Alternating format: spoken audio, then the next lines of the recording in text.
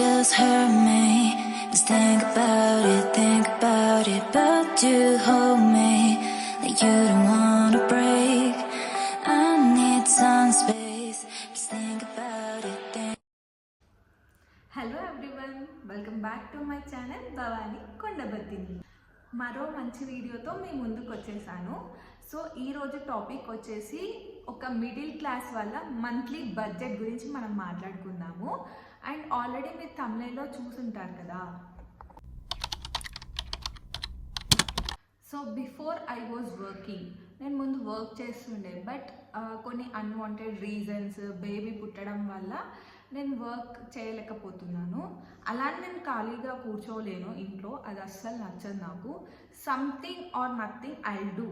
So నేను YouTube కూడా చేసేది అందుకే, మనీ కోసం అయితే కాదు, బట్ నాకు అది ఇంట్రెస్ట్ అన్నమాట. సో ఏదైనా ఒక వర్క్ చేస్తే అది మన మనసుకి సాటిస్ఫాక్షన్ ఇస్తుంది. సో ఇప్పుడు మా హస్బెండ్ ఒక్కరే వర్క్ చేస్తారు. సో మా హస్బెండ్ శాలరీ పైనే మా మంత్ మొత్తం గడవాలి. సో ఒక పర్సన్ లేదా ఫ్యామిలీ మిడిల్ క్లాసా, అప్పర్ మిడిల్ క్లాసా అని ఎలా డిసైడ్ చేయగలుగుతామంటే అది వాళ్ళకే తెలుస్తుంది డెఫినెట్లీ. బట్ స్టిల్ ఇప్పుడు సపోజ్ మనం పని ఉండే బయటకు వెళ్ళినప్పుడు లంచ్ టైం అయింది. సో లంచ్కి తినాలి కాబట్టి సో బోత్ ఆప్షన్స్ ఉంటాయి. మనం మంచి 5 స్టార్ హోటల్కి వెళ్ళొచ్చు, లేకపోతే నార్మల్ హోటల్కి కూడా వెళ్ళొచ్చు. నార్మల్ హోటల్కి వెళ్ళామనుకోండి, ఒక 200-300లో మీల్ అనేది కంప్లీట్ అయిపోతుంది. సపోజ్ హైఫై హోటల్కి వెళ్ళామనుకోండి, ఆ రోజు బిల్ మాత్రం 1000 రూపీస్ అయిపోతుంది కదా. సో ఇప్పుడు అది మన చాయిస్ పైన డిపెండ్ అయి ఉంటుంది. ఓకే, నేను ఖర్చు పెట్టగలుగుతా అని అంటే మనం 1000 రూపీస్ అయినా ఖర్చు పెట్టవచ్చు. లేదు, నేను ఇంత ఖర్చు పెట్టలేను, నేను సేవింగ్స్ కూడా చేసుకోవాలి అనుకున్న వాళ్ళు ఓకే నార్మల్ హోటల్కి వెళ్ళి తినేస్తారు. సో ఇదనే కాదు, లైఫ్లో ప్రతి ఒక్క చాయిస్కి ఒక 2 ఆప్షన్స్ ఉంటాయి. అది మనం సెలెక్ట్ చేసుకునే దాన్ని బట్టే ఉంటుంది అన్నమాట. ఇలాగే మన మంత్లీ బడ్జెట్ కూడా అంతే. మనం చూస్ చేసుకునే దాన్ని బట్టి, మనం ఖర్చు పెట్టే దాన్ని బట్టే మన మంత్లీ బడ్జెట్ అనేది డిసైడ్ అవుతుంది అన్నమాట. So as a young couple మేము చాలా మిస్టేక్స్ చేసాము, బట్ దాని నుంచి నేర్చుకున్న తర్వాత అసలు మనీ ఎలా సేవ్ చేయాలి, ఎక్కడ సేవ్ చేస్తే మనకి మనీ అనేది మంత్ ఎండ్ వరకు ఎలా జమ అవుతాయి అని చెప్పి మాకు అప్పుడు థాట్ వచ్చిందనమాట. సో ఇప్పుడు మేము అది ఫాలో అవుతున్నాం. సో నా ఈ టిప్స్ వల్ల మీలో ఒక్కరికైనా అది హెల్ప్ అవుతుంది అనుకుంటా. సో దానికోసం నేను ఈ వీడియో అనేది చేస్తున్నాను. So let's get in to the topic. First thing వచ్చేసి హౌస్ రెంట్. ఇప్పుడు సపోజ్ మన శాలరీ వచ్చేసి 1 lakh వస్తుంది అనుకోండి. ఆ 1 lakhలో 25-30% వరకే మనకి హౌస్ రెంట్కి పెట్టుకోవాలి. బికాస్ 50% వరకు మనం హౌస్ రెంట్కి పెట్టుకుంటే ఉన్న మన హాఫ్ శాలరీ అంతా అక్కడే అయిపోతుంది కదా. మనం ఎలా సేవ్ చేసుకోవాలా అని చూడాలి, కానీ ఎలా ఖర్చు పెట్టాలా అని మాత్రం చూడొద్దు కదా. So 25-30% is enough for house rent. So house rent తర్వాత మనం చూడాల్సింది ఎలక్ట్రిసిటీ, గ్యాస్, యూటిలిటీ పని మనిషి అవసరం ఉందా లేదా, లేకపోతే మనం పని చేసుకోగలమా, అండ్ ఏ పని మనిషి ఎంత కాస్ట్ తీసుకుంటారు, ఇవన్నీ మనం చూసుకోవాలి. అండ్ గ్యాస్ ఏం సేవ్ చేస్తారు అని కొందరు అనొచ్చు, బట్ గ్యాస్తో కూడా కొంచెం మనం మనీ సేవ్ చేసుకోవచ్చు. ఎలక్ట్రిసిటీ బిల్, అనవసరంగా లైట్స్ వేయడము, ఫ్యాన్స్ ఆన్ చేయడము, అదంతా అన్నెసెసరీ థింగ్స్ కట్ చేస్తే కొంచెం మనీ సేవ్ అవుతాయి అక్కడ నుంచి కూడా. సెకండ్ థింగ్ వచ్చేసి ట్రాన్స్పోర్టేషన్ అనమాట. మాకైతే ఇక్కడ బైక్ లేదు, మేము తెచ్చుకోలేదు. మా హస్బెండ్ వచ్చేసి పబ్లిక్ ట్రాన్స్పోర్టేషన్, యూలు బైక్, లేకపోతే అప్పుడప్పుడు ర్యాపిడో వాడతారనమాట. సో డైలీ కూడా ర్యాపిడో వాడడు, బికాజ్ అది టైంని బట్టి మనీ అనేది చేంజ్ అవుతూ ఉంటుంది కదా, హవర్లీ బేసిస్. సో దానికోసమని యూలు బైక్ ప్రిఫర్ చేస్తారు, పబ్లిక్ ట్రాన్స్పోర్టేషన్ ప్రిఫర్ చేస్తారు. సో దాని వల్ల కూడా కొంచెం మనీ అనేది డెఫినెట్గా సేఫ్ అయిపోతుంది. అండ్ కొందరు అనొచ్చు మా ఓన్ బైక్ వాడితే సేఫ్ కాదా అని. అది మన కంఫర్ట్ని బట్టి ఉంటుంది. ఒక పర్సన్కి ఒక కంఫర్ట్ ఉంటుంది, ఇంకో పర్సన్కి ఇంకో కంఫర్ట్ ఉంటుంది. కొందరు ట్రాఫిక్లో అయినా ఈజీగా డ్రైవ్ చేయవచ్చు. మా హస్బెండ్ ఏంటంటే స్ట్రెస్ ఎక్కువ వద్దు అని చెప్పి, ఇక్కడ ట్రాఫిక్ చాలా ఉంటుందని చెప్పి. So he prefers that. So third thing వచ్చేసి ఫుడ్. సో ఇక్కడ నేను ఏం చెప్పాలనుకుంటున్నా అంటే ప్లాన్ మీల్ ఇన్ అడ్వాన్స్. అంటే ఇప్పుడు మనం ఏదైనా ఫుడ్, రేపటికి ఫుడ్ ప్రిపేర్ చేయాలనుకుంటున్నాము, సో దానికి ముందుగానే మనం ప్లాన్ వేసుకున్నాం అనుకోండి. ఈవెన్ నేను కూడా మర్చిపోతాను, మార్నింగ్ లేసి ఏం కుక్ చేయాలి, ఏం పెట్టాలి బాక్స్లో అని, అది ఒక కన్ఫ్యూజ్ ఉంటుంది. సో ముందే ప్లాన్ చేసుకున్నాం అనుకోని దాని అకార్డింగ్ మనం వెజిటేబుల్స్ తెచ్చుకుంటాము, అది వేస్టేజ్ అవ్వదు. నేనైతే ఇంతకుముందు చాలా వేస్ట్ అవుతుండే అనమాట, తెచ్చుకున్నది కుక్ చేయక మళ్ళీ నెక్స్ట్ డే మార్నింగ్ ఇంకోటి తెచ్చుకోండి. అదంతా కాకుండా ఇప్పుడు ఏం చేస్తా అంటే నాకు ఎంత అవసరం, పావు కిలో అంటే పావు కిలోనే తెచ్చుకుంటా, అరకిలో అంటే అరకిలోనే తెచ్చుకుంటా షాప్కి వెళ్ళి, లేకపోతే ఆన్లైన్లో కూడా ఆర్డర్ పెట్టుకుంటాం అనమాట. And coupon options it's best అనమాట. కూపన్స్ అవన్నీ చూసుకొని పెడితే డెఫినెట్గా మనీ అనేది సేవ్ అవుతుంది. అండ్ బయటి ఫుడ్ ఎంత అవాయిడ్ చేస్తే అంత మంచిదే. ఇది నేను చెప్తున్నా అంటే నాకే గ్రేట్ అనిపిస్తుంది. బట్ నేను చాలా అంటే ఆల్మోస్ట్ 98% తగ్గించాను. 2% మాత్రం అలా స్వీట్ క్రేవింగ్స్ అయినప్పుడు తింటా అనమాట. బట్ ఎక్కువ తినమన్నమాట బయట ఫుడ్.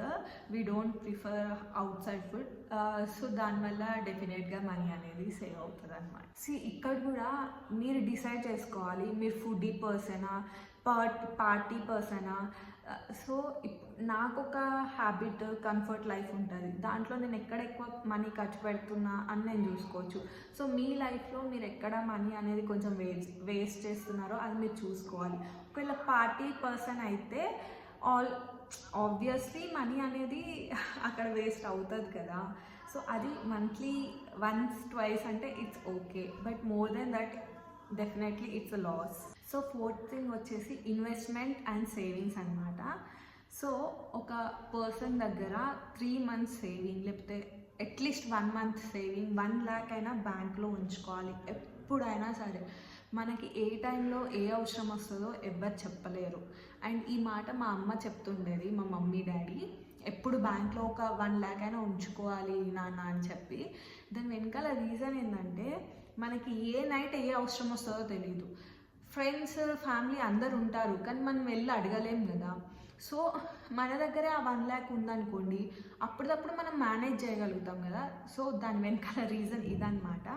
సో ప్రతి ఒక్క పర్సన్ దగ్గర అట్లీస్ట్ 50,000 to 1 lakh మాత్రం కంపల్సరీ వాళ్ళ అకౌంట్లో ఉంచుకోవాలండి. ఇది మాత్రం గుర్తుపెట్టుకోండి. అండ్ ఇన్వెస్ట్మెంట్ వచ్చేసి గోల్డ్ పైన, గోల్డ్ స్కీమ్స్ పైన, లేకపోతే ల్యాండ్ పైన, మ్యూచువల్ ఫండ్స్, ఫిక్స్డ్ డిపాజిట్ ఇలా చేసుకోవాలి. బికాజ్ అది మనకి ఫ్యూచర్లో చాలా హెల్ప్ అయిపోతుంది. ఎందుకంటే ఇప్పుడు మనం యంగ్ ఏజ్ కాబట్టి మనం ఎంత కష్టపడైనా పని చేయగలుగుతాం. ఒక 40-35 ఏజ్ వచ్చేసరికి మనకంత స్టామినా ఉండదు వర్క్ చేయడానికి. అండ్ అప్పుడేమవుతుందో మనకు తెలియదు కదా. ఇప్పుడు ప్రజెంట్ మనం సంపాదిస్తున్నాం కాబట్టి సంపాదించి సేవింగ్ చేసుకోవాలి.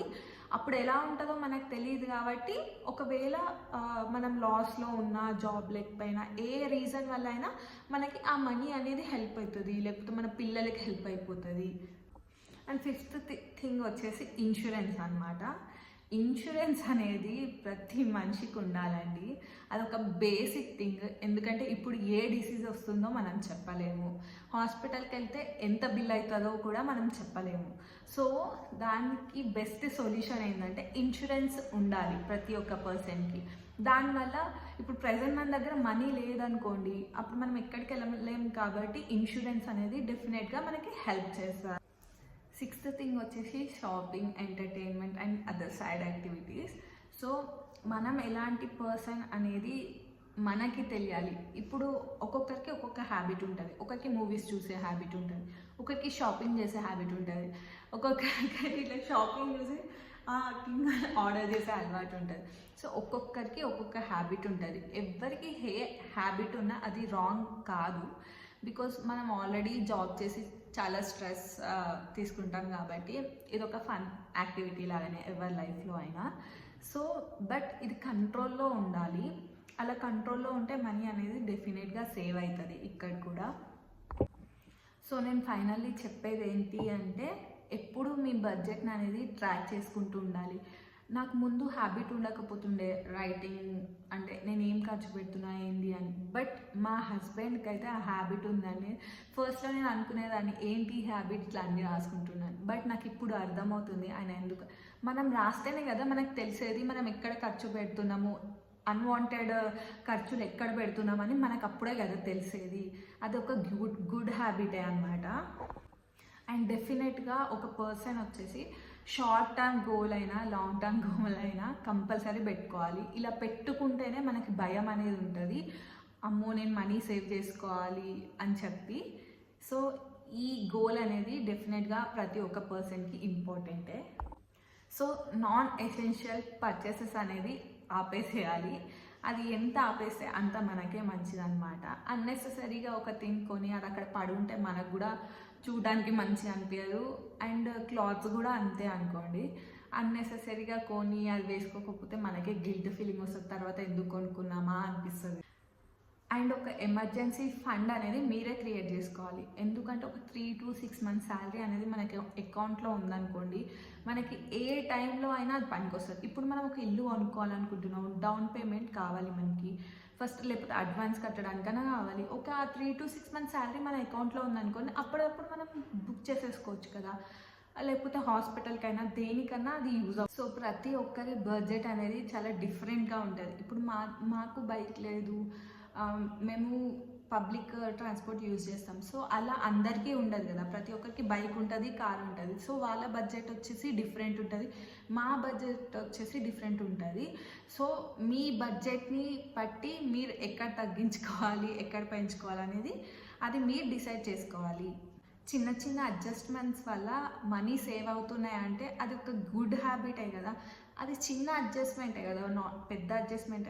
అండ్ ప్రతి ఒక్కరి లైఫ్లో ఆ చిన్న చిన్న అడ్జస్ట్మెంట్స్ అనేటివి డెఫినెట్గా ఉండాలన్నమాట. సో ఈ వీడియో డెఫినెట్గా మీలో ఒక్కరికైనా హెల్ప్ అవుతుంది అనుకుంటున్నాను. సో మీలో ఒక్కరైనా అన్నెసెసరీ ఖర్చులు చేయడం ఆపేస్తారని అనుకుంటున్నాను. ఈ వీడియో నచ్చితే కనుక తప్పకుండా లైక్, షేర్, సబ్స్క్రైబ్ చేయండి.